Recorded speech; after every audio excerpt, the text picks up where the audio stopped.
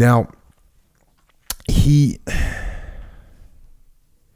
actually critical, and I got some feedback with on We Were Soldiers Once and Young. You know, here's a guy that led his troops into the situation, and a bunch of guys died, and how is that in any way heroic? And that's valid, right? I mean, a valid point. We don't now. The counter to that is, look, you don't know you're going to get ambushed. If you know you're going to get ambushed like that against 1,500 soldiers, Vietnamese soldiers, then you would make a different decision. But we don't know that. We don't have a crystal ball. Yeah.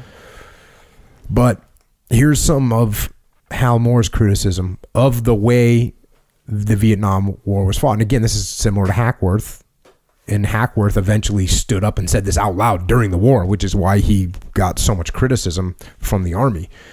And also one of the reasons why I like Hackworth so much is because he did what I was talking about earlier. He was like, no, I don't believe in doing this, and we're not going to win this way. Yeah. He said that. Here's what Hal Moore says. From 1964 until the American withdrawal in 1973, our objectives kept changing, from political stability and preventing an enemy takeover to preserving the independence of South Vietnam and training the ARVN forces. At first, the U.S. pushed the South Vietnamese army aside and took the war over with a brand of fighting that only American forces and American logistics could support. When we left in 1973, our heritage was just that, a form of war that the South Vietnamese and its armed forces could not sustain. In the late 1970s, the Army Chief of Military History, General Douglas Kennard, wrote a book called The War Managers. He sent a questionnaire to 175 Army generals who had served in Vietnam. His book is the analysis of their replies.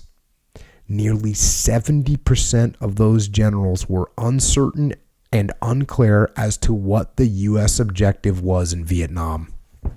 Damn. That's horrible. That's absolutely horrible. 175 generals, and 70% of them didn't know what the objective was. Now, that's the generals. You take that down a step to the colonels, to the battalion commanders, to the company commanders, to the platoon commanders, to the squad leaders.